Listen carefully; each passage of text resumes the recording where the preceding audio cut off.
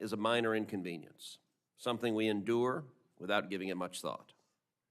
But when we take a closer look at the implications of changing the clocks, its impact on our economy, our health, and our everyday lives, we can see that this practice is more than an annoyance.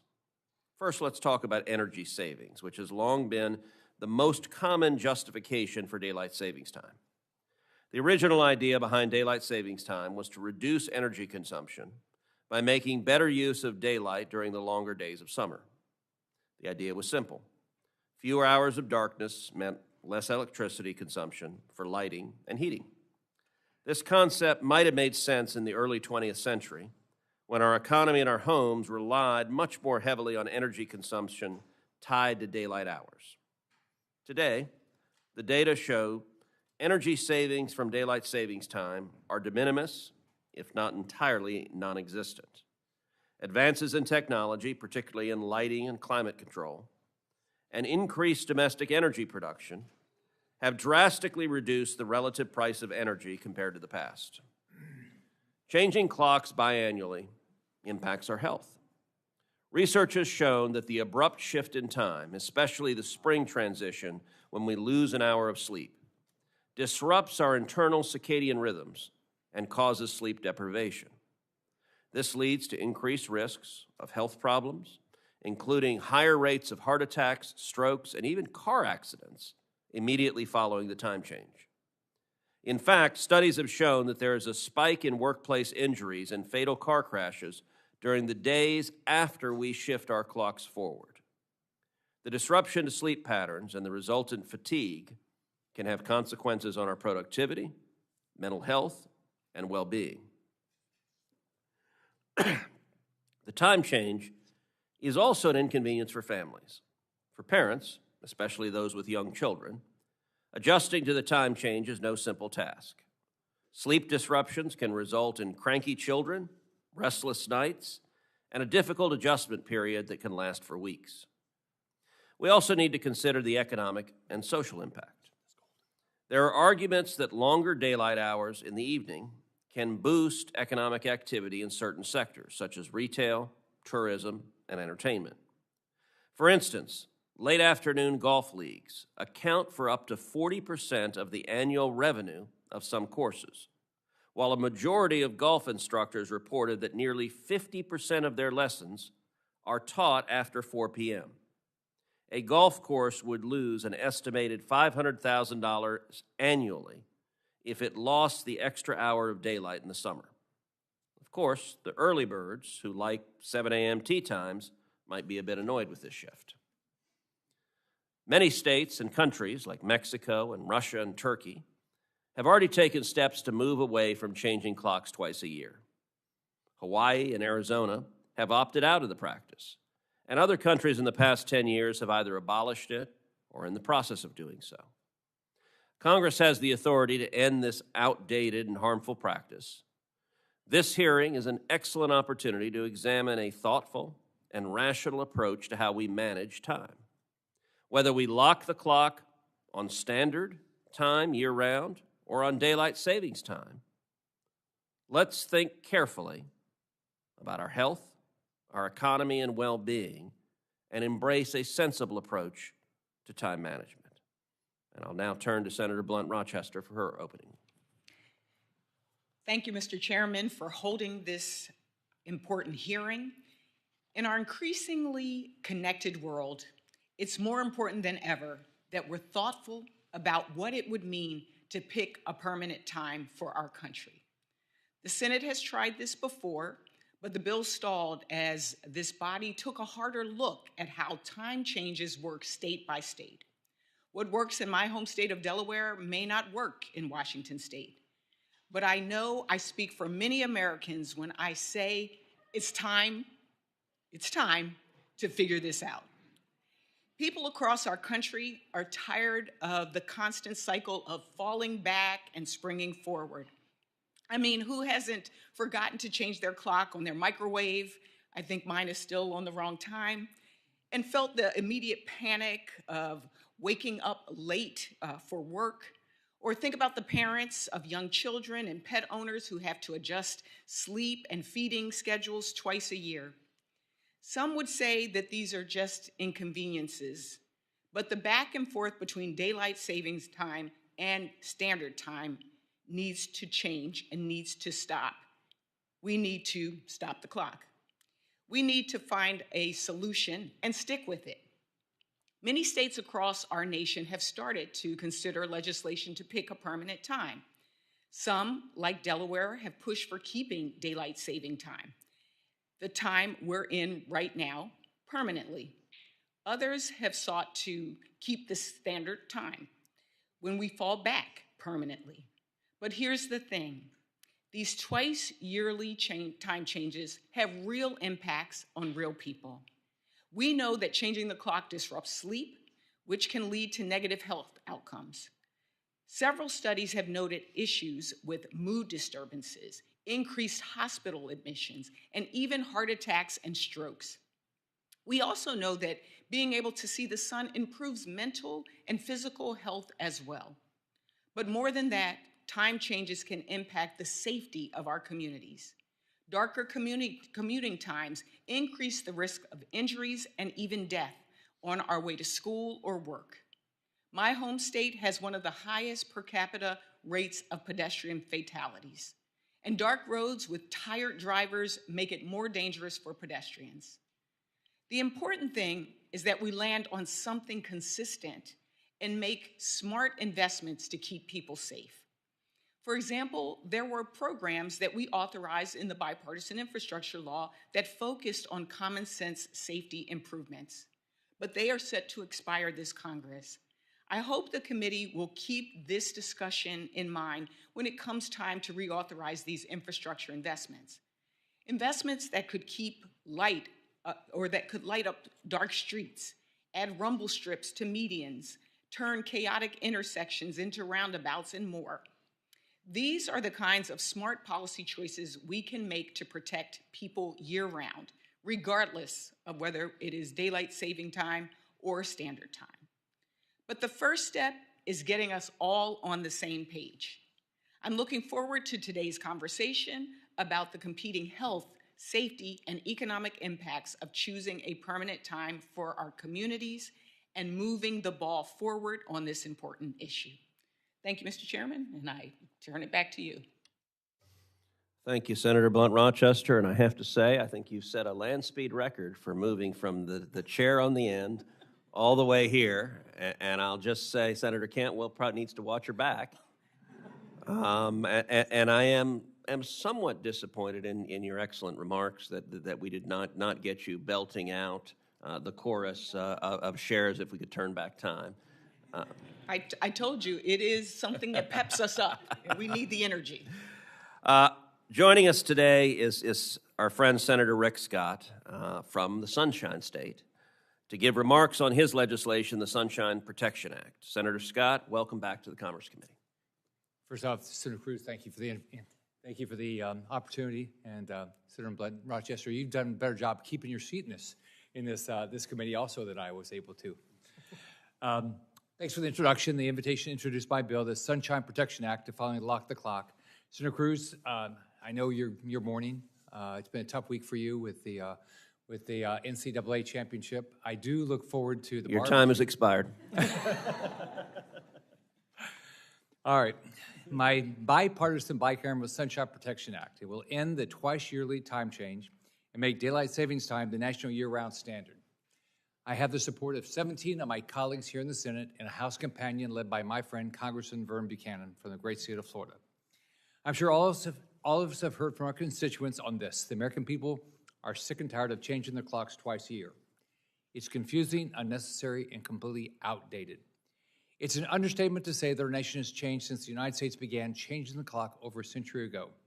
For example, American households have electricity now. We also have self-driving cars, computers, and cell phones. Now, changing the clocks twice a year proves more of an annoyance to families than a benefit to them. In 2018, when I was governor of Florida, I signed legislation that would allow the state to opt out of the practice of changing the time. And nearly 24 other states have done the same, pending federal approval that will come by passing the Sunshine Protection Act. The American people love having an extra hour of sunlight, especially in my state of Florida, where that means more time you can enjoy outdoors and activities with families. Studies also show the potential for reduced cardiac issues, stroke, and seasonal depression.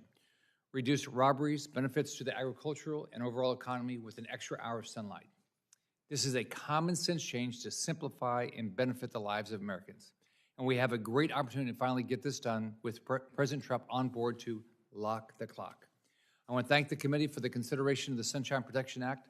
I'm optimistic we can get this passed, signed into law, and finally lock the clock. Thank you. Thank you, Senator Scott. You are welcome to stay if you like, but I know you have a busy schedule, so if you need to attend to other responsibilities, you certainly can do so.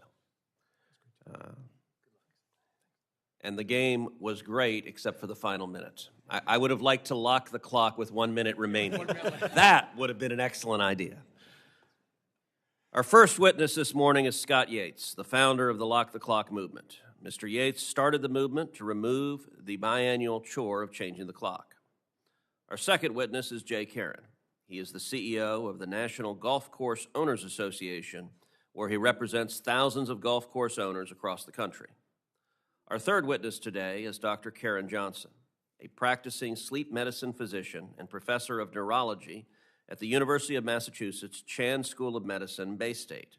She is here on behalf of the American Academy of Sleep Medicine. Our final witness is Dr. David Harky. Dr. Harky is the president of the Insurance Institute for Highway Safety, which is an organization dedicated to reducing deaths, injuries, and property damage from motor vehicle crashes. Mr. Yates, you may give your opening statement. Thank you so much, Chairman Cruz, Ranking Member Blunt Rochester, and members of the United States Commerce Committee. Thank you for inviting me here today. Allow me to start with a hypothetical. Imagine two people commit the exact same crime on the exact same day, and they are the same in every way, but today one of them is out of prison and one of them remains behind bars. What is the difference? The second man was sentenced on the Monday after we spring forward into daylight saving time. Researchers at the University of Washington reviewed every criminal sentence handed down in America over an 11-year period and found the single harshest day of sentencing of the whole year was that Monday in March, when judges, like all of us, had been jolted awake an hour earlier than their bodies had been expecting. That one seemingly harmless government mandate, dialing our clocks back 1 hour, means some people receive harsher sentences than they otherwise would. The harm doesn't stop there. Both of your opening statements alluded to all of the problems that we have, and peer-reviewed studies consistently show that heart attacks go up, strokes, car crashes, even miscarriages spike in those days following the spring switch. A study from the University of Vienna found deaths overall just increased by 3% in those couple of days after the change.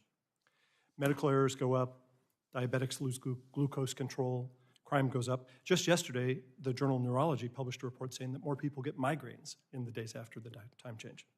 And why do we do this? For the farmers? No. The story about the farmers was always just a myth. It was created as a PR stunt by a retailer in Boston who wanted more daylight for shoppers to have more time to shop. He thought it would sound better if we said it was for the farmers.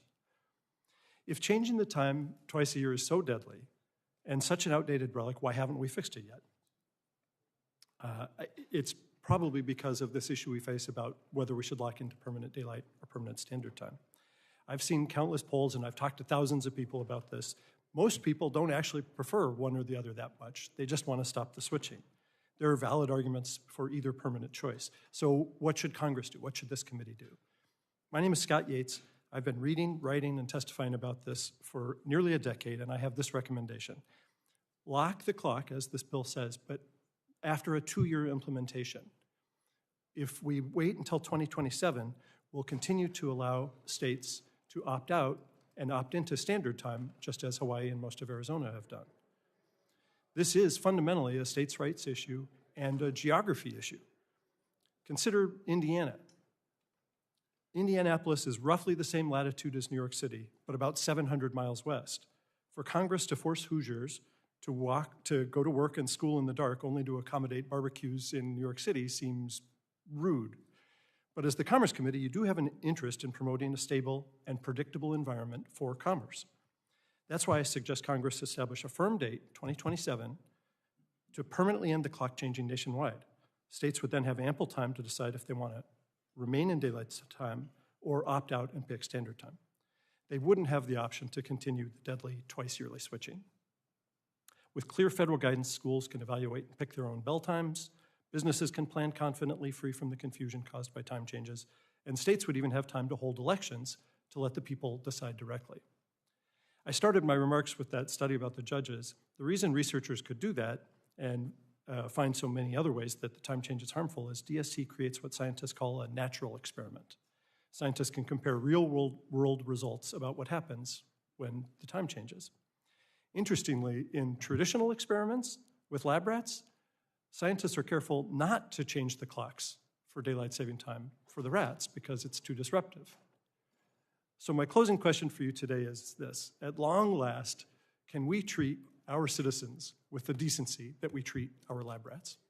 Thank you, and I'm open to any questions. Thank you, Mr. Yates, for very interesting testimony. Mr. Karen. Good morning, everyone. Thank you, Chairman Cruz, Senator Blunt Rochester, and members of the committee for asking me to enter testimony on behalf of the members of the National Golf Course Owners Association on a pretty complex issue. We are headquartered in Charleston, South Carolina, and represent approximately 4,000 public courses, private clubs, municipal courses, and resorts throughout the United States. A little bit about the golf economy. Many elected friends see golf simply as a game, until it's time to talk about taxes, land use, water, employment matters, tourism, zoning, etc. What comes into view is a $102 billion industry employing nearly 2 million people across 15,000 properties and 2 million acres of land, so that nearly 30 million Americans can enjoy a great walk outdoors with strangers, friends, and family while hitting a little white ball. Little known fact, 75% of golf courses in America are open to the public, and nearly $5 billion each year is raised for charitable causes through golf. I also understand golf outings can be an effective fundraiser for political campaigns. The health benefits of golf are well documented, so we tend to vehemently disagree with Mark Twain's assessment of golf as a good walk spoiled. Now, about the clock. Locking the clock doesn't change how much daylight we have, just where it shows up on the clock. For golf and many outdoor activities, a shift can have significant economic and wellness implications. Golf thrives on what we call recreational daylight, the overlap of sunlight and people's availability to be outdoors. Americans overwhelmingly prefer evening recreation over early morning. This isn't just about golf, it's about soccer, jogging, walking, biking, tennis, and so much more. Making standard time permanent would shift 1 hour per day from recreational to non-recreational daylight. Simplistically, it trades 8 p.m. for 8 a.m. At golf courses, later hours generate about 40% more revenue per hour than early mornings. Trading backwards would cost the average public golf course at least 7 to 8% of their annual revenue by removing the best inventory we have on our shelves, which is approximately 37 million rounds of golf, and would cost the industry at least $1.6 billion or nearly $200,000 per course. This analysis only includes green fee revenue and does not include spending on golf car rentals, merchandise, food and beverage, golf lessons, and other areas of the business. Thus, only 7% of our members support making standard time permanent. Those who favor standard time year-round say their morning play is more valuable to them than their afternoon play. These may be resorts that want players off the course and in the restaurants at a reasonable hour. Now, making daylight saving time permanent would provide additional recreational daylight from November to March and would add an estimated 23 million rounds to the current golf inventory. This would give the industry a tailwind of about $1 billion or roughly $250,000 per affected facility. 64% of our members support making daylight saving time permanent. The status quo, changing of our clocks twice per year, avoids both the significant downside while forfeiting the moderate upside. 27% of golf course owners and operators support keeping the status quo of changing the clocks. Many golf courses slow down in the winter and enjoy having some relief later in the day for their employees with the sun setting earlier. Or they may have a healthy clientele of older players who would prefer no disruption to their 7 a.m. tee time or their 11 o'clock bridge game. Keep in mind, all these figures do not include thousands of private clubs, which would augment the impacts in both directions by an enormous sum. In conclusion, the Senate is facing a classic Gordian knot. There will be winners and losers no matter which way the knot is cut. But our members clearly prefer daylight saving time and strongly oppose permanent standard time. We recognize the sleep-related arguments for standard time, but the benefits of extended daylight for physical and mental health, outdoor recreation, and public safety are significant. Obesity, depression, and crime all have ties to reduced daylight and sedentary lifestyles. So in short, we urge the Senate to avoid the consequences of permanent standard time. We encourage solutions that preserve evening daylight for golf, for health, for recreation, and local economies. Thank you. Thank you. Dr. Johnson. Thank you. Chairman Cruz, Senator Blunt Rochester, distinguished members of the Senate. Thank you for having me. My name is Dr. Karen Johnson, a state I'm a neurologist and practicing sleep medicine specialist in Massachusetts, and am here representing the American Academy of Sleep Medicine. I want to extend my gratitude to Chairman Cruz for having this timely committee hearing. In December, President Trump called to end daylight savings time, and his Make America Healthy Commission's mandate to reduce chronic diseases, especially in children, aligns with permanent standard time. Unfortunately, permanent daylight saving time and the Sunshine Protection Act do the opposite. So I have three main takeaways. First, the spring's clock change to daylight saving time is bad, but permanent daylight savings time is worse. Second, year-round standard time is the natural, healthy choice promoting physical health, mental health, performance, and safety. Third, history supports that permanent standard time is the only viable solution to end seasonal clock change. So let me elaborate. The majority of Americans do consistently want to lock the clock, but it has been more inconsistent about how to ditch the switch. But in March, there was a new Gallup poll that just showed a significant shift in public opinion, with twice as many Americans now supporting permanent standard time over permanent daylight savings time. 60% of Americans and 80% of teens don't get the recommended amount of sleep, so there's a lot of room to improve sleep. Think about how your children feel after a bad night of sleep. Maybe you forgot an important meeting, drifted out of your lane, eating that extra bowl of ice cream. I know I've done those things. You may have struggled to get your teenager out of bed, or been a little short with your husband. Now, instead, think about how much better you feel and function after a good night's sleep. Permanent standard time would give more Americans to get the opportunity to improve their sleep without even trying. The sun is one of the most powerful drivers of health and well-being, but the timing of sunlight is what's critically important. Without enough morning light, or with too much evening light, our circadian rhythms delay. This disrupts our sleep patterns and our body and brain functions. Permanent daylight savings time would cause sunrises after 8 a.m. for 2 to 4 months every winter, depriving us of this critical morning light. This is why permanent daylight saving time would be exponentially worse than seasonal daylight saving time. The adverse effects are greatest in our children, our teenagers, and other night owls whose bodies' clocks already run late. As discussed, there are many harmful benefits that occur in the days after this change, especially in the spring, to daylight savings time, including more strokes and heart attacks. As highlighted in the prior testimony, brain function is really affected by sleep, and so we heard about judges making harsher statements. However, these harms does not mean that permanent daylight savings time would be better. Instead, the later sunrises and sunsets of daylight savings time lead to higher risks of chronic diseases, including but not limited to cancer, diabetes, heart disease, obesity, and these outweigh the short-term risks of what happens with the time change. There's also data that says that permanent standard time also results in better mental health outcomes, including reducing rates of depression and suicide. This is not surprising, as morning light and healthy sleep are known treatments for depression. On the other hand, poor sleep increases the risk of drug use, alcohol use, and other risk-taking behaviors. There are some misconceptions I want to address. As discussed, permanent daylight savings time does not make days longer, nor is it the reason why people feel better in the summer. Instead, permanent daylight savings time is a hidden mandate to wake Americans up an hour earlier, to their alarm clocks rather than the sun. If we called it the Go to Work an Hour Earlier Act rather than the Sunshine Protection Act, no one would be voting for it. Permanent daylight savings time does not increase overall exercise levels in the US. And even if some people exercise more, obesity and heart disease, these chronic diseases, are still more prevalent.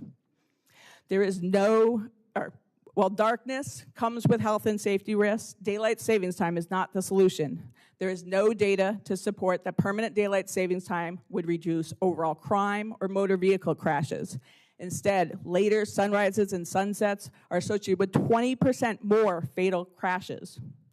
The negative impact of daylight savings time on sleep and our brain health harms the economy.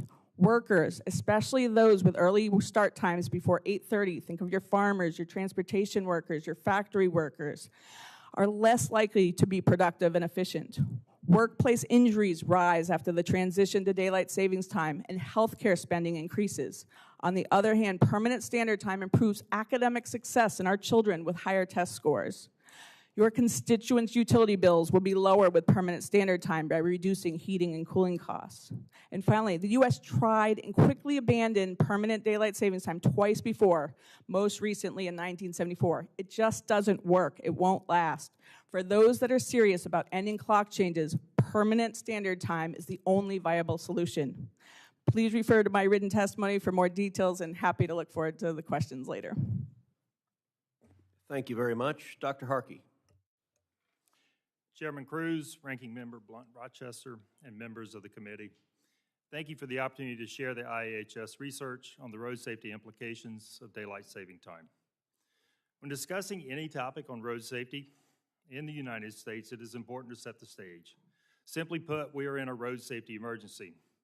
Crash deaths have risen nearly 30% since 2014, from below 33,000 to more than 42,000 in 2022. Pedestrian crashes in particular have reached crisis levels, climbing more than 80% from their low point in 2009. Changing the clocks twice a year is relevant to road safety first and foremost because it affects the amount of ambient light during peak times for travel. We know that darkness is associated with increased risk of fatal crashes. We do about a quarter of our travel at night, but nearly half of motor vehicle occupant deaths and 3/4 of pedestrian deaths occur in the dark. Obviously, adjusting the clock cannot increase the number of daylight hours, but can only shift how they align with work and school schedules. Since people travel at all times of day, and the risk created by darkness varies by road user type, the effects of these time changes on crashes are complex. The aim of our recent study was to examine the effect of changes in light conditions associated with the beginning and end of daylight saving time. We examined 10 years of fatality data for the 5 weeks before and after each time change, and only considered crashes between 4 a.m. and 10 a.m. and between 3 p.m. and 9 p.m. Ambient light conditions were calculated using the sunrise and sunset times corresponding to the geographic coordinates of each crash. Crashes resulting in vehicle occupant deaths fell 7% in the 5 weeks after the time change in the fall, and increased 12% in the 5 weeks after the time change in the spring. The opposite was true for crashes resulting in pedestrian or bicyclist deaths. Those crashes rose 13% in the fall and declined 24% in the spring. The net effect was 26 fewer morning and evening crashes with pedestrian or bicyclist fatalities per year, and 29 additional morning and evening crashes with vehicle occupant fatalities. It is important to emphasize that our study does not point to a preference for standard time or daylight saving time based on road safety alone. The clearest takeaway from this research is that there is a strong relationship between increased darkness and fatal crashes, particularly for pedestrians and bicyclists. This is consistent with previous studies, including our own work from 30 years ago examining the effects of daylight saving time. While the clock may not hold the answer to our road safety crisis, there are known solutions for protecting pedestrians in dark and low light conditions and for reducing the crash toll overall. We should commit to infrastructure and vehicle improvements that have been shown to increase safety for pedestrians and bicyclists on different types of roadways in urban, suburban, and rural environments. This includes engineering treatments to improve motor shielding behavior and vehicle technology such as better headlights and automatic emergency braking. Efforts are also needed to address speed on our roadways. The speed effect on crash severity is more pronounced for pedestrians and bicyclists who do not have the benefit of the vehicle structure to protect them.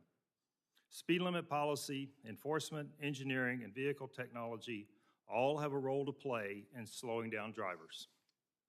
Such a multi-pronged strategy to improve pedestrian and bicyclist safety at night exemplifies the safe system approach, which the U.S. DOT has adopted as the guiding paradigm of the National Roadway Safety Strategy.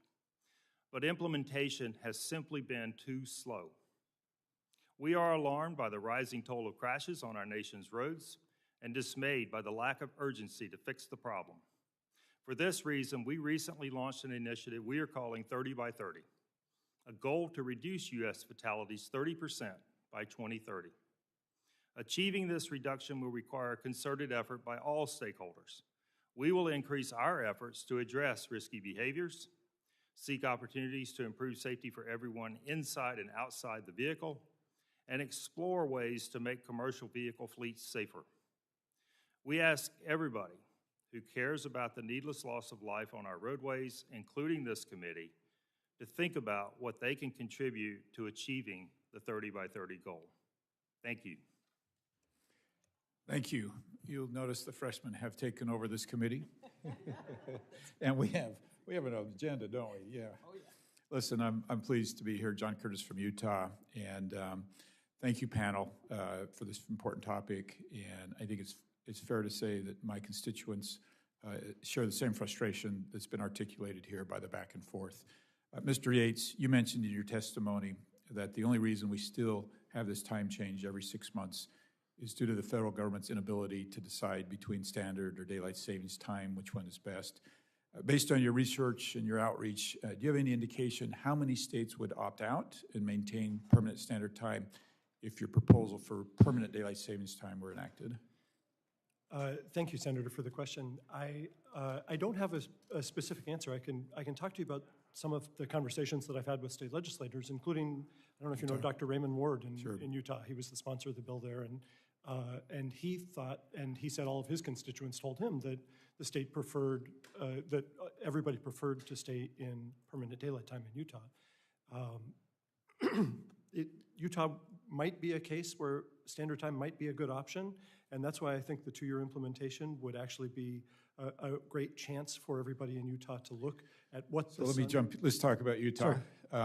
You are correct. They've actually passed legislation to stay on permanent daylight savings time. And I guess my question is, why shouldn't states have the right to make this decision? Don't they know best about what they want for their constituents? And why aren't we giving more accommodation to states, and particularly Utah, who has spoken so vocally about what they would like?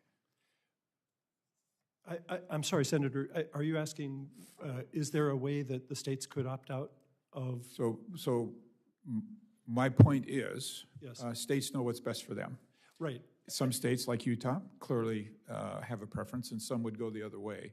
And right. I guess my question is, now let me tie that into the next question, is we could see a patchwork, which I suspect might be the answer to that. Now, Utah, by the way, we abut Arizona, and so my whole life we have watched Arizona mock us, right, as we all change our times. And somehow we've navigated that just fine, right, without any problem. And then I'd also bring up, like, technology is in a very, very different place than it was years ago, and our ability to adapt to this. So do you worry about a patchwork, or are we okay with that?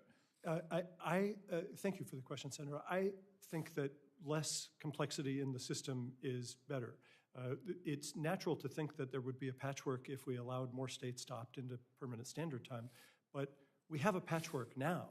What we would be creating is less of a patchwork because the lines might change a little bit. For instance, Indiana, for instance, may decide that it's better for the whole state of Indiana to be in Central Time with Chicago, which it abuts and which is 1,000 miles from Boston.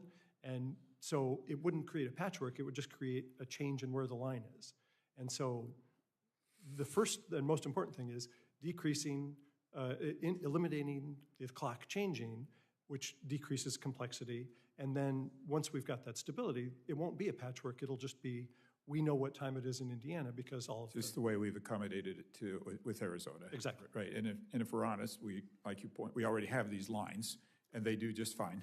Exactly. With it. And so, just for the record, I'm a strong advocate to let my state do what they prefer to do, and feel like they know how to make those decisions best. I'm going to use just a little bit of time for actually a very interesting personal question, Dr. Johnson. Given all the effects that we've heard about, what's the likelihood that if somebody had a profession where they were moving across the country twice a week and changing time zones an hour or 2 hours or sometimes 3 hours, that they would be subject to those same problems? So, a lot of us can relate to jet lag. One thing that happens with jet lag is you're moving to a new time where the sun is in the sky, and so we adjust to that. Within a day or two, we get to the new time zone, depending on how far we're going. What happens with going to permanent daylight savings time is we're changing the clock time, but we're not changing the sun. That's why there's this perpetual misalignment that has more stresses and harms to our body over the long run. So very frequent time travel with a lot of adjusts is a big strain on the body. But for most people that don't do it all the time, we do adjust within days, and we can get that better health and more misalignment or more alignment of our rhythms within days. Unless within days you're going back to the previous time zone. That is why the really frequent, not good. All right, I think I've made my point. I'll yield to the ranking member.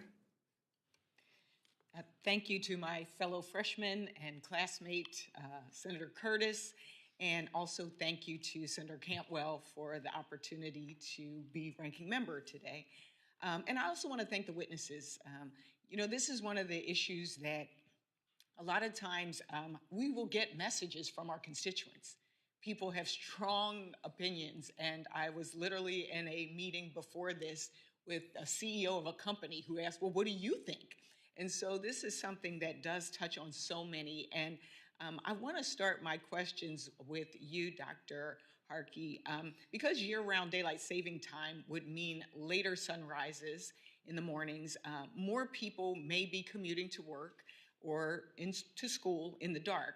Some people have raised concerns that this would put their children at greater risk of being hit by cars while walking to school. Pedestrians are more likely to be killed in traffic accidents, as you stated, in the dark because it's harder for the drivers to see them. And in the 1970s, it was widely reported that mothers raised significant concerns about their children walking to school in the dark in the winter. Nationwide, over 70% of fatal accidents involving pedestrians occur at night. Dr. Harky, no matter what time the sun goes down, what roadway improvements can cities and states make to reduce pedestrian fatalities? Thank you for the question, Senator. That is exactly what our study indicated, is that it's not about the shifting of the time that we're going to have darkness, regardless of which decision you make, which policy decision you make. And so that's what we're looking for, is to try and figure out how do we make pedestrians and bicyclists in particular safer in those dark hours, whether they're in the morning or whether they're in the evening. And for most municipalities and county agencies and state DOTs who are struggling to address this issue, there's two key things. One is space. We have to provide the appropriate space, sidewalks, in rural areas that can be separated paths or possibly paved shoulders even. Places for people to walk where they're not in the edge of the travel lane. We also have to take care to provide careful crossings. So we have to pay particular attention to how we're allowing motor vehicles and pedestrians to interact at crosswalks. These can be at intersections, they can be at mid-block locations. So you have to have appropriate crossings, Pedestrians aren't going to walk too far. They're going to make those decisions to cross in the middle of the road sometimes. And so you want to make sure that you're providing adequate crossings where they want to cross. And then you've got to do all you can to provide the kinds of traffic control devices that will increase motorist yielding behavior. So this includes things like rapid flash beacons, which have been shown to increase motorist yielding behavior sixfold. You can build on that, adding simple things like lights that are triggered when a pedestrian hits the crosswalk area. It will light up that crosswalk. You can double the amount of motorist yielding behavior. So these are interventions that have been proven over time, and it's important for state agencies and local agencies to take advantage of those kinds of interventions and get those implemented anywhere that they have pedestrians. Following along on the safety theme, what vehicle technologies can help protect pedestrians when it's difficult for drivers to see them? Yeah, and so this is another important aspect, and this was what builds on the safe system approach, right? Building that redundancy into the systems. You don't just rely on the infrastructure, you also build technology into vehicles that can help with this. Two big things that we've studied. One is better headlights. We're the only group in the world that tests headlights the way that we do on our track. And so we've seen improvements in headlights over the years that increase visibility and provide drivers with additional time. They can see that pedestrian further down the roadway. And so that's a big change, and we'll continue to push for that. The other is automatic emergency braking with pedestrian detection. That also has been shown to work and be very effective at reducing pedestrian crashes in the daytime. And now our testing is really focused on getting automakers to improve those systems to work even better at nighttime. So that's an example of two technologies in the vehicle that can be really, really beneficial. You know, one of the things that I've noticed is that our safety efforts are siloed. You have the Federal Highway Administration, which builds and maintains highways. You have the National Highway Traffic Safety Administration, which regulates vehicle safety standards and investigates defects. Then you've got the Federal Motor Carrier Safety Administration, which oversees commercial motor vehicles and trucking industry safety, all kind of working separately. And I think back to what you were talking about kind of how can we better layer safety measures to help stop deadly crashes? Yeah, you're absolutely right. And so build on top of the separation in the federal agencies that you just discussed. Along with them, you have state DOTs, you have county DOTs, you have city DOTs. And so it becomes quite the web of how you make decisions when it comes to road safety. One of the things that we have to do a better job of is communicating between those agencies deliberately.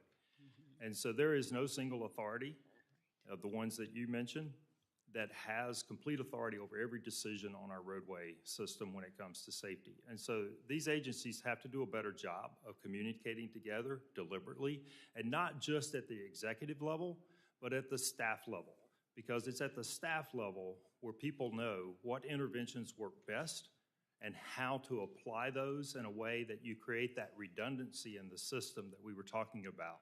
So whether it's infrastructure, whether it's vehicle, whether it's changing behaviors, that communication amongst the staff is absolutely critical. Great, thank you, and was really interested to hear about your 30 by 30. So in the interest of time, I will yield back to the chairman. Thank you very much, and I want to thank each of the witnesses for being here on what is a very interesting topic, an important topic, and complex topic. There are very real and complicated issues and countervailing arguments on both sides. I think there is widespread agreement on locking the clock, but where to lock it. The reason we're holding these hearings is because these are real arguments, and they have real impacts on people. Let me start on the health side. Dr. Johnson, can you expand on the impact sleep deprivation has on our overall health, on our minds, our moods, and especially on young children for whom we know sleep is so vital? Thank you for asking about that. Yeah, sleep comes has different aspects. So one is just how much we sleep, but it's the quality of sleep and then the timing of sleep. So any disturbance in that can affect our, how we do. So we know that kids, even if over a whole week they get enough sleep, if they don't get enough during the week and catch up on the weekend, they still don't do as well. And so sleep and our circadian rhythms, they really regulate every aspect of our body, our metabolism.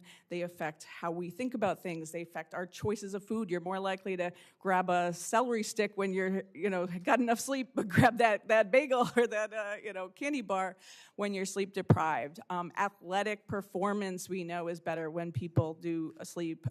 Academic success in school. And then mental health has some of the most deep connections to sleep health.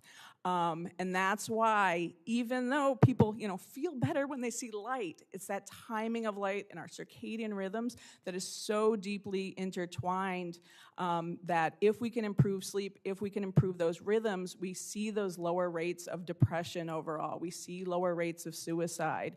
And that's what the data, there was just a new study that came out just last week showing 6% higher rates of depression when the sunrises are set later, when we lose that critical morning light. And this gets exponentially worse in the winter when you lose the light in the morning. So Texas and the southern states actually lose that morning light for a longer period because of the curve of the earth.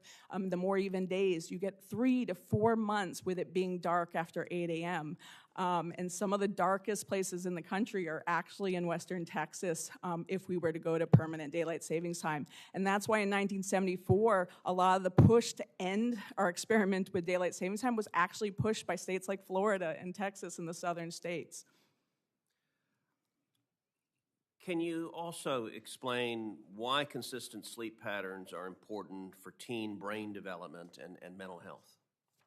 Yeah, so again, this goes back to our circadian rhythms. And so when our circadian rhythms are working well, they help us anticipate our day. And so what I mean by that is we have certain times when our body wants to go to sleep. And so teenagers, their natural rhythm is later. If any of you have been around a teenager, you can't just say, go to bed. They're like, I'm wide awake. We have this, what we call a forbidden zone. Their alertness just is skyrocketing in that time before bed. And so they can't get to sleep on time, but if our social schedule is set an hour earlier, which is what daylight savings time does, they don't have that opportunity to get the amount of sleep they need, and they tend to switch back and forth on weekends, and that switching affects us. And so that then affects how our brain functions. We know more and more about sleep being important for clearing toxins from our brain, which sets us up for things like dementia, Parkinson's disease. I just came back from the neuro conference with data pointing to the connections there. Our metabolism gets off, so we're more likely to gain weight. Again, even if people do exercise more, we see like 10% higher rates of obesity in places where the sun sets later. So sleep is so critically important for our metabolic health, our overall health, our mental health, how our brain functions, which affects the safety issues. The highway study, it found a higher risk of vehicle crashes even though it was light later. The effect of sleep is more powerful than almost anything else, and by aligning the sun, we can really help that.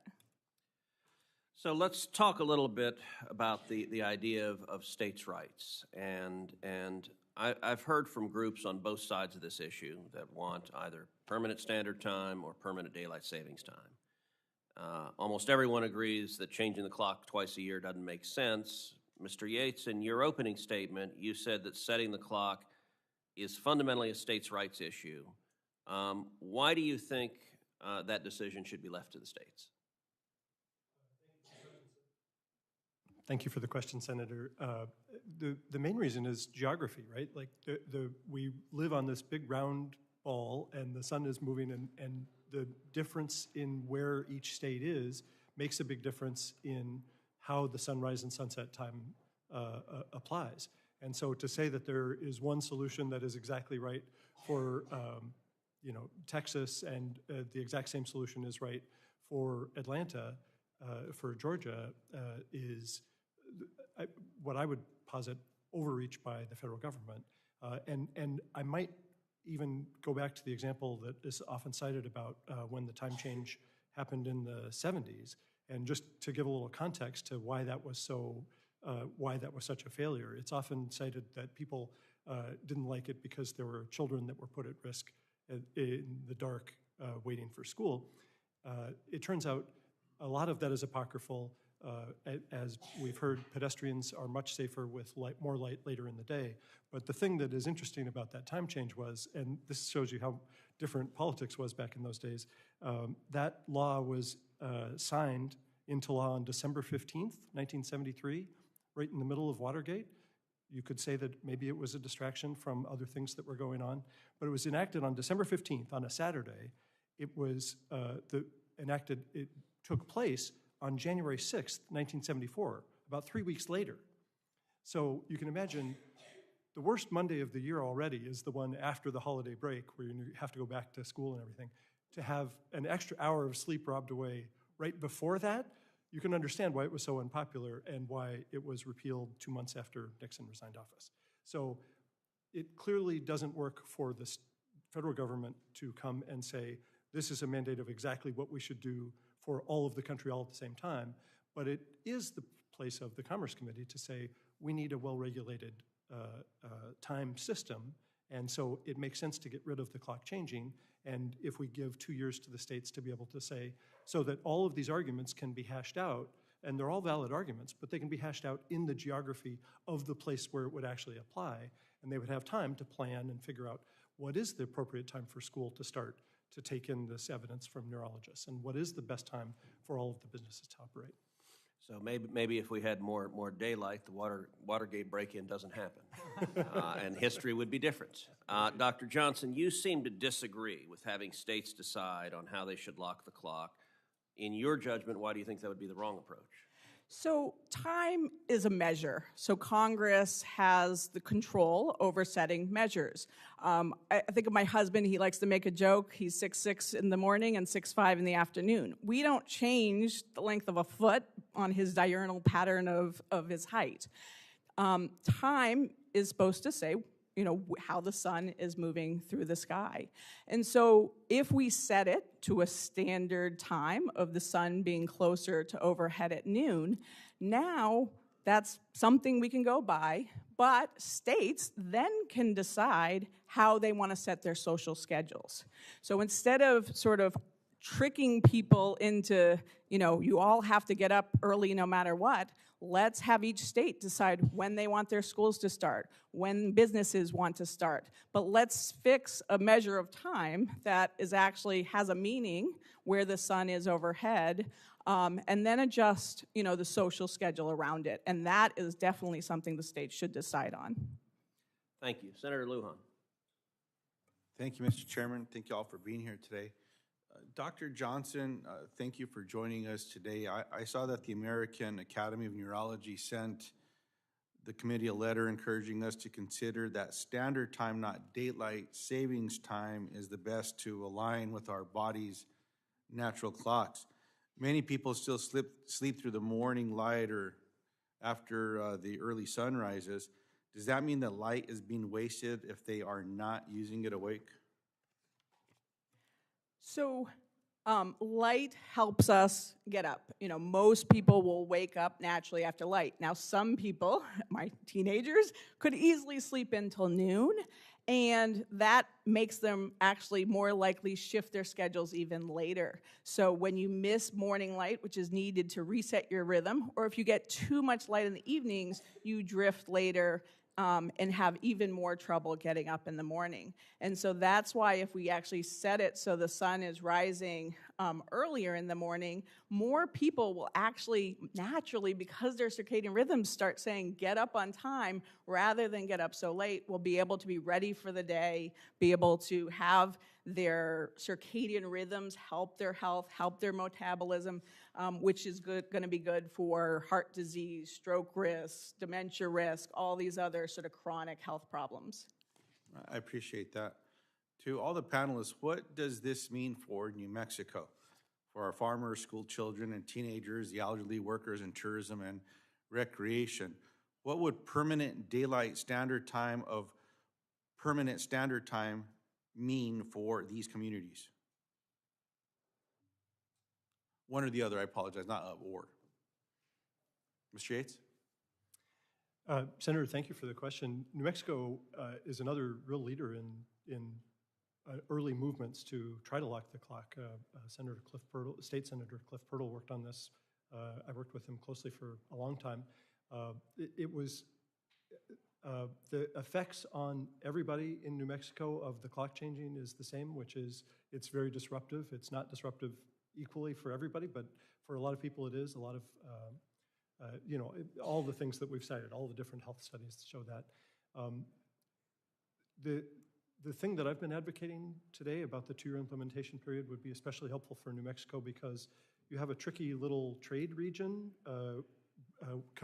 where you abut West Texas, which is in the Mountain Time Zone, and part of Mexico. And so there's a region where interstate commerce is directly affected. And so all of Mexico recently decided to lock the clock, except for the part that is attached to West Texas and New Mexico.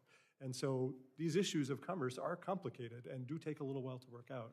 So that's the one thing I would say is that that sort of thing should be addressed carefully. Mr. Kern?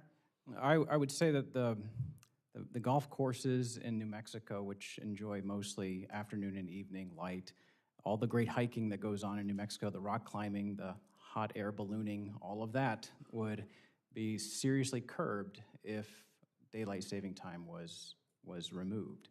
And that would be, I think, a detriment to the New Mexico economy and people's time and ability to get outside and enjoy what you have. You're suggesting that people hike and golf in the morning? No, they do all that in the afternoon. And if standard time was made permanent, they would feel forced to do it in the morning, but they have to go to school, they have to go to work, and I don't think they would be able to make that shift. Appreciate that. Dr. Johnson? Yeah, I would say, if anything, you have a neighboring state, Arizona, that does very well on standard time and has shown that the golf industry can thrive.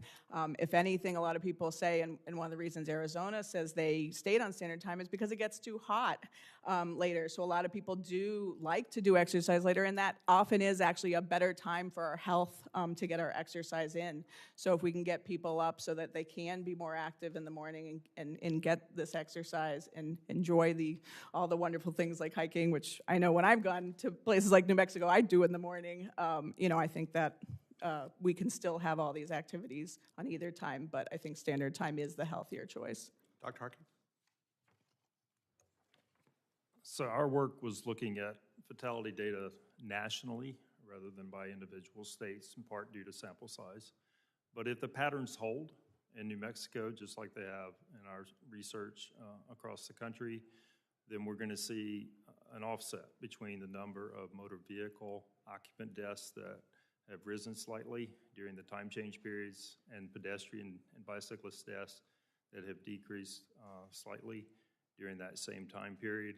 And so the net effect is one of really no change when we look at road safety data alone.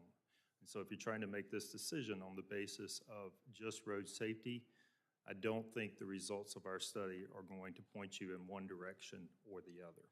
As a follow-up to that, Dr. Harky, Dr. Johnson pointed to a study from a professor at Eastern New Mexico University, Jeff Gentry, who showed 20% higher car crashes in locations where sunrises and sunsets are later. Now, I understand your point that darkness is a key measure of accidents, but this data shows me that sleep effects are powerful indicators as well. How do you view the risk of sleep deprivation on accidents versus risks from darkness? So our study did not look specifically at that particular issue. I know other studies have. Methodologies differ. Most of the studies that have tried to look strictly at that small amount of time change before and after in the crashes concur that the real issue here is the amount of ambient light and the time of day when it occurs, that darkness is the real key, and you just need to make sure that you're providing good safety interventions to address issues of darkness. So whether that is improving technologies in the vehicle, such as headlights, automatic emergency braking, or whether it's you're putting in infrastructure measures that add more lighting, add more space for pedestrians and bicyclists to keep them separated from motorists. Whatever you can do to reduce those conflicts in the darkness and improve awareness of other road users in the darkness will be beneficial, regardless of the time change. It sounds like you support my legislation to require technology be installed in vehicles to prevent impaired crashes. So I'll take that as well. We'll share that with my colleagues. Mr. Chairman, I have one more question for Mr. Yates on standard time versus daylight savings. I'll just submit it into the record.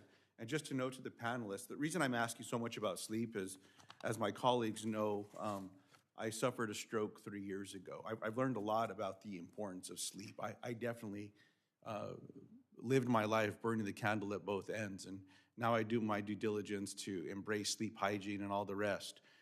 And so that's bearing a lot into this conversation that I'm having with my constituents and others, Mr. Chairman. So I very much appreciate this hearing, though. Thank you all for being here. Thank you. Senator Young. Well, I thank all of you for being here.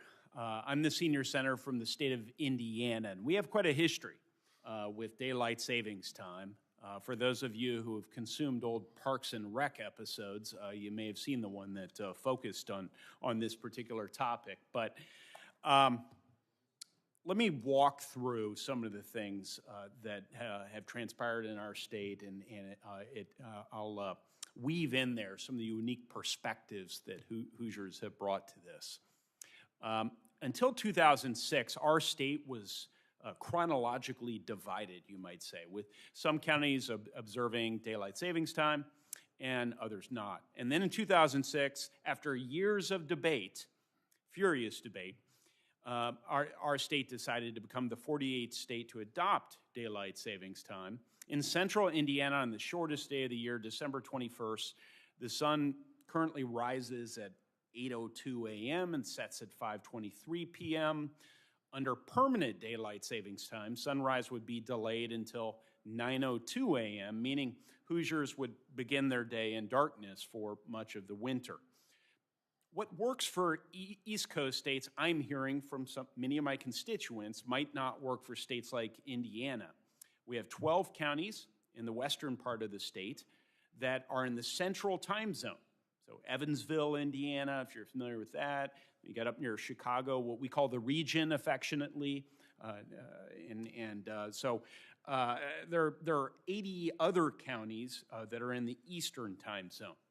So, you know, this sort of suggests that maybe a one-size-fits-all national policy on time changes doesn't take into account the regional differences that significantly impact daily life. I understand we have a charge, Article 1, Section 8, to facilitate interstate commerce. That was one of the major arguments of facilitating interstate commerce from the state level when we had this debate. So I anticipate we've heard that. I anticipate I'll hear more of that from my colleagues, but that has to be balanced against other considerations, of course. Leaving this decision to the states might allow local leaders who best understand their communities to weigh the specific needs of their residents. States along this line of argument are in a better position to evaluate how changes in daylight hours affect school schedules, commuting patterns, public safety, and economic activity. So I guess to the panel, do you believe that states like Indiana, with their unique cultures and geographical challenges and even histories as it relates to this issue, should have the flexibility to make their own decision, or do you think this decision should be standardized across the country? We'll begin with Mr. Yates, and I'll give everyone an opportunity to speak to that, if you like. Yes, sir. Thank you, Senator Young, for the question. And I mentioned Indiana in my opening statement because it's a perfect example of why the Commerce Committee needs to approach this carefully, because to impose onto Indiana a solution that is the same as for New York and for New England is not the best interest of the people of Indiana and is a little bit rude. The one thing that I might say, though, is that I've never been to Indiana to testify, but I did go to Michigan to testify about their daylight saving time bill, and I went to Nebraska and to Kansas, which are states like Indiana on the western edge of their time zones and would make the most sense for them to be in standard time, and I advocated for that with the state senators and state representatives in those states. And all of them told me that all of their constituents don't care. They would rather, like they're in the middle of the winter, they're already going to school and going to work in the dark. And they would just like to have a little bit of time after school and after work to be in the light. So I said, okay, this is your state, you get to pick. Thank you for your response. Mr. Karen. Well, I'm no constitutional scholar for sure, but I don't see in the Constitution where it says that the federal government regulates time. I don't know if time falls under commerce, so it would naturally fall to the states if the federal government's not empowered to do so. We have the view that everything falls under commerce. I appreciate that. I will say, example, to Senator One's comments, I can simulate or practice sleep hygiene whether the sun is up or down, but I can't simulate sun hygiene. I can't light the world when we want to be out there when it's dark, right? And so I think, to me, it comes down to which choice, if you were to land on one, is going to be harder to adjust to. We are already on daylight saving time for 8 months, so we'd have to adjust for 4 months. If you reverse it, then we're adjusting 8 months of our calendar. Thank you, sir. Dr. Johnson, would you like to say something? Yeah, I want to talk about the western edge of time zones.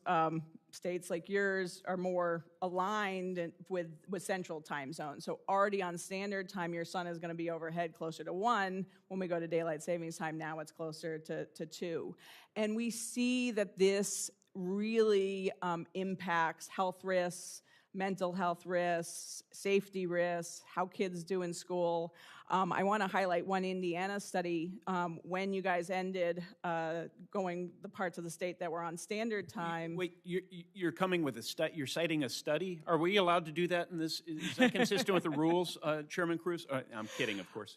So when part of Indiana ended standard time and went to seasonal daylight savings time, they found that kids' high school test scores were actually much better when they were on standard time and dropped when they switched to even seasonal daylight savings time.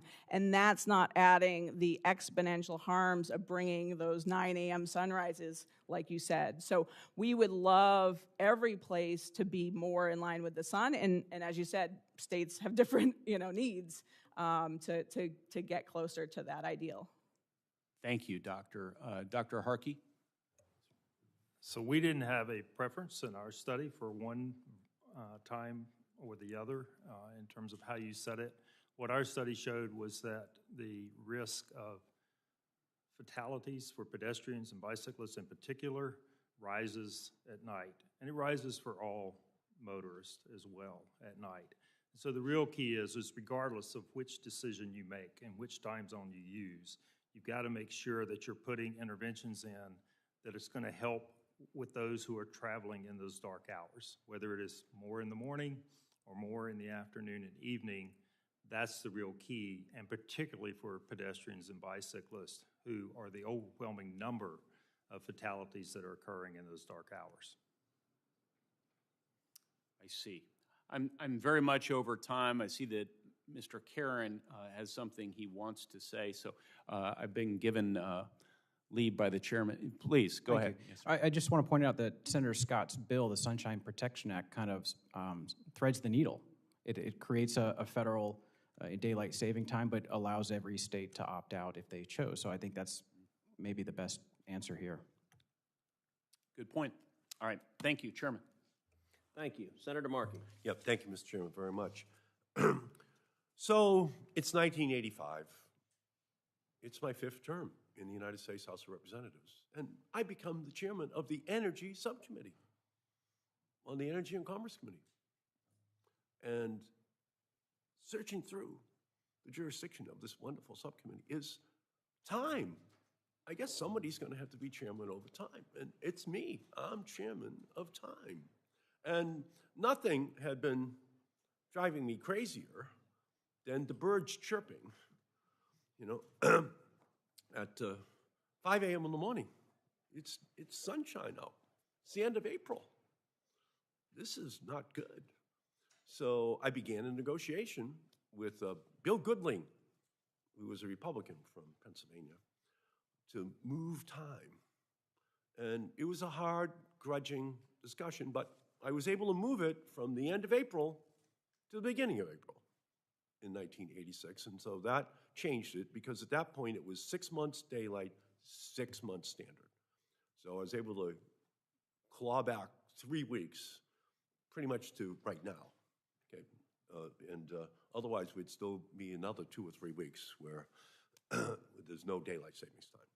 Then Congressman Goodling left, and so in 2005, I'm still on the Energy Subcommittee.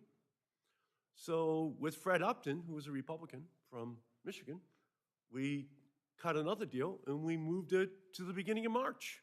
And we also said, let's put Halloween in daylight savings time, and so we moved it into the beginning of November. So at that point, I'm at 8 daylight, 4 standard. Okay, so I'm kind of proud of my 2 bills. Changing time, you know, they started to call me the Sun King, which I was, you know, kind of proud of. Because those are big bills, Mr. Chairman. That's moving time. Okay? And the whole world then starts to move to that standard. So, well, we had to stop there.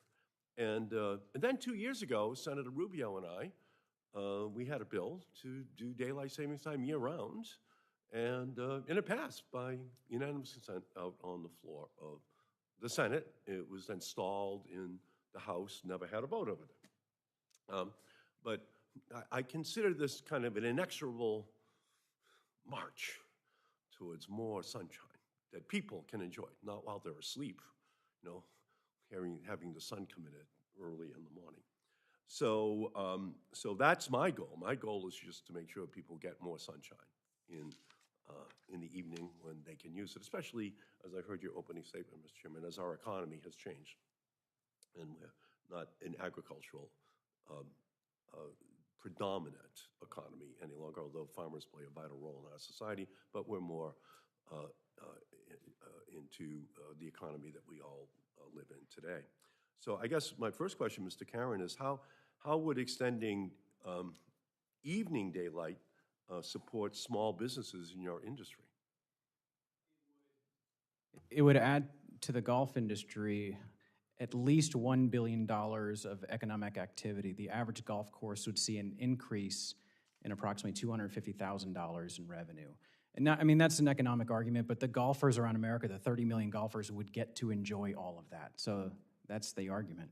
Right. But it's also true that, let's just go back to 1986, it's hard to start your Little League practices if it's still dark in the evening at the end of April, huh? Kids are still, you know, not going to be allowed out into the dark, or you're playing tennis or walking around. So that change was very important, was it not? Yes. In 86 and then again in 2000. My brother happens to be an athletic director at a high school, and he said, you know, we don't like having to spend money on lights for every single activity that happens after school. Yeah, so would an additional hour of evening sunlight help businesses save money on energy costs from not having to turn the lights on early, much less athletic? Well, golf, we don't light the golf courses, so it wouldn't be an energy savings for us. It's mostly about a health and economic. Health and economic, yeah. Mr. Yates, what does your research say about the benefits of ending the switch twice a year between daylight savings time and standard time?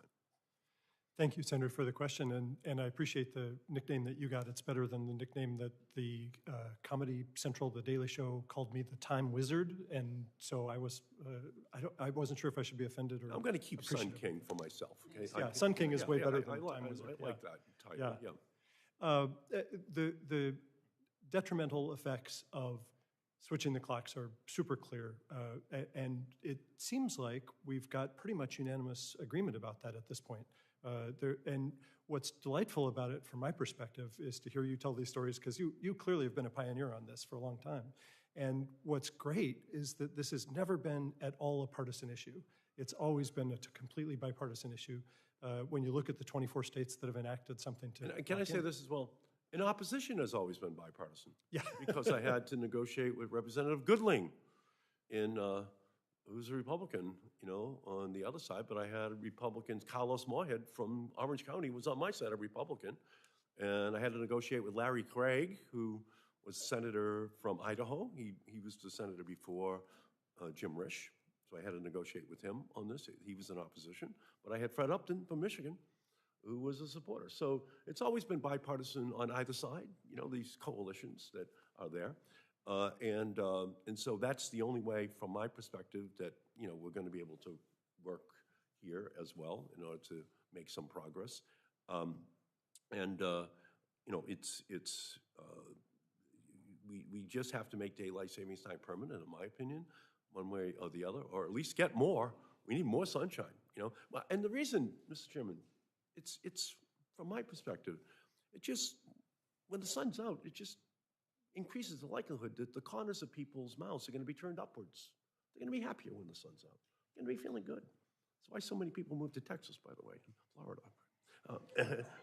It's not the politics, it's the sun they're chasing, right? So this is, from my perspective, a universal feeling, right? That when that sun's out and they can go out and enjoy it in the evening, it just makes all the difference in the world to them.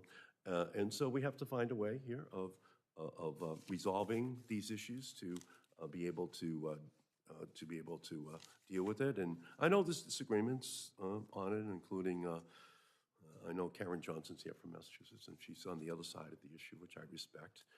So it's just a big conversation that I hope we can resolve, because I just think it's for the benefit of people's happiness, just to have that sunshine available. They can do a lot more in the sunshine in the evening than they can do early in the morning. And I thank you, Mr. Chairman, for the opportunity to be here. Thank you, Your Majesty.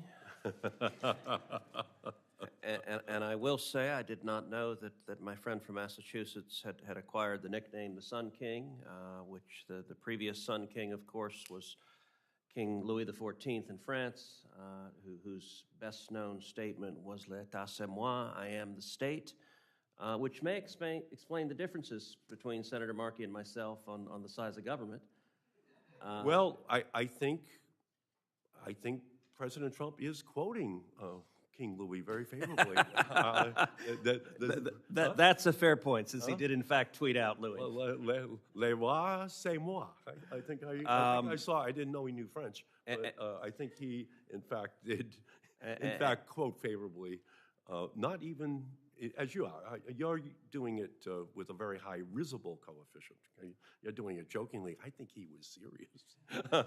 Although I will say this, I think you gave the president good advice 2 days ago. Acting, we'll call it more like King Louis. Well, I will note, as you know, I lived 3 years in Massachusetts, and I remember my third year of law school, where it snowed in the month of May, which I thought was positively immoral. And as you noted, the sun is a very good recruiter for the great state of Texas. I'm fond of saying you can't shovel sunshine, and that is a beautiful thing. I'll give you some news that the winters in Boston are now 6 degrees warmer than they were in 1970 because of climate change. So our ponds don't even freeze over in the winter anymore, much less snowing in May. So maybe kids from Texas going to law school up in Boston now enjoy May a lot more than they used to. All right, so I'm going to ask a couple more questions, and then we're going to wrap up the hearing. Mr. Karen, give us your best argument why recreational daylight is so important to your members. My members deliver joy for a living, and they happen to run businesses making that happen. So to them, if they saw more people in the afternoons and the evenings enjoying the outdoors with each other, it's why they get out of bed. It's why they do this. So they'll have better lives as business owners. They'll be able to pay the bills a little bit better and reinvest in their businesses if they had a little bit of a boost more in the afternoons and evenings.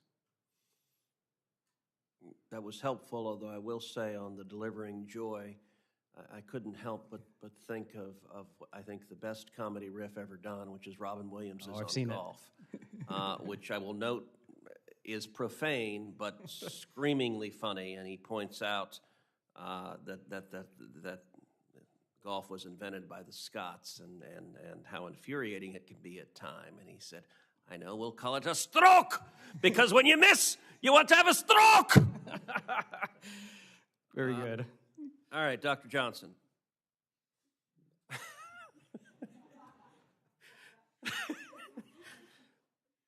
Would shifting time zones slightly address the concerns for communities that are in dark zone areas if the clock were permanently set on daylight savings times? Does shifting the time zones make a difference? So we would encourage all states to be within their sort of time zone that is closest to the sun being overhead at noon. So, for example, like Indiana being more in the central time zone versus the eastern time zone would help get them more aligned with the sun. But it should be standard time. So there has been a push on the East Coast to have us in Atlantic Standard Time. That is the time set for Bermuda. That is not the time set for any of the East Coast. So, you know, we want permanent standard Eastern Time, not permanent standard Atlantic Time, which is the exact same as permanent daylight savings time. Dr. Harky, what has your research found as it relates to traffic accidents immediately following a time change? So that's what we were looking at as part of our research, was in that 5-week period before and the 5-week period after the time change. And when we fall back in the fall, vehicle occupant deaths go down about 7%. And when they spring forward, vehicle occupant deaths go up about 12%. And the exact opposite with pedestrian and fatalities. So when we fall back, pedestrian and fatalities rise 13%, and then when we spring forward, they go down 24%. And so the net effect is almost zero between pedestrian and vehicle, pedestrian, bicyclists, and vehicle deaths. And so that's why our research really doesn't come out strongly in favor of either one. But what's clear is that darkness matters. And that's where we do about a quarter of our travel at night, and yet that's when 50% of the vehicle occupant deaths occur, and when more than 3/4 of the pedestrian deaths occur. So regardless of what policy decision is made with regards to the time and where we set the clocks, we have to make sure we're continuing to improve our infrastructure, continuing to improve vehicle technology that will address the safety risk that we have at night in dark conditions. So you just said darkness mattered, and it occurred to me an alternative title for this hearing, instead of If We Could Turn Back Time, might have been Hello Darkness, My Old Friend. All right. Look, this hearing was important, and I wanted to hear all this testimony because I personally struggle with the two choices here, because it's a question of what do you care about more, sunshine and joy and fun and money, or health, mental health, physical health, and the honest answer for most people is, gosh, I care about all that stuff. So that's not an easy trade-off. The alternative that has been suggested is let each state make that decision. And I guess it's been pointed out that Senator Scott's bill does a version of that by picking daylight savings times, but then letting states opt out. Let me ask, as a practical matter, does that work? Functionally, how confusing is that, having everyone pick different times? How does that work for commerce, for life, for knowing what the hell time it is? Let me have each of you answer that. Senator Cruz, thank you for that. The one little part of Senator Markey's history about when they changed the time in November was that the proposal was to move daylight saving time to finish at the end of November, and the airlines came back and said, no, we don't want a time change in the middle of our busiest travel season. And so they were going to scrap that, and then they got the extra week to put it in. So time is always complicated, and the system that we have, the system that we have is complicated, but it's complicated because it is a human creation, right? The sun moving around the earth doesn't actually have anything to do with time. Time is the agreement that we have about what 10 o'clock means, because we don't want to go around saying, you know, the committee hearing will start when the sun is 2 hands above the horizon. We need this system. But the system has this bug right now, and the bug is daylight saving time. It's the switching of the clocks. And so if we have a little bit of time a couple of years so that the individual states can address all of these complexities and make those decisions, then we will be able to get rid of this bug permanently. It's something that we've been stuck with since World War I, and this is our opportunity to finally fix it. Mr. Karen? I'm not going to say that government solutions cause more confusion, but you can imagine in this scenario that Florida is on daylight saving time, Georgia right above it's on standard, South Carolina is on daylight, et cetera, in the same spot because maybe special interests of all kinds made that happen. So I already have problems remembering which state is in which time zone as it is right now, sometimes the border states. To add to that, oh, they're in central and they're on standard. Oh, what time is it there exactly? So I can see where this causes more confusion. Wish I had a better answer for you on that one, but could we adjust and figure that out quickly? I don't know. I see it as problematic, but it may be the only way to thread the needle. Dr. Johnson? Yeah, I think, the economy, the transportation industry certainly needs consistency and alignment. So we want to make this change once. We don't want to pick something that's tried and been failed twice before, such that we spend lots of money fixing it again in a few years. You mentioned the economy, which again, is so important. And, the majority of our workers start work early. The average work start time is 7:55 in the morning. So we'd be forcing people all winter to go to work in the dark, really affecting their productivity and economics. And so while, certain businesses are going to have different, benefits of the sun, I actually do want to give sun to people when they use it to get up, when they use it to be healthy, when they use it to be more productive and efficient at work, and to improve the overall economy, not just niche businesses like the golf industry that have shown they can be very successful in standard time, like in Arizona. Dr. Harky? Strictly speaking, from a road safety perspective, I'm not sure it would make any difference if states had the right to select the time, because it's about the amount of light, the amount of ambient light during the times of travel. And so I don't think it would have an impact.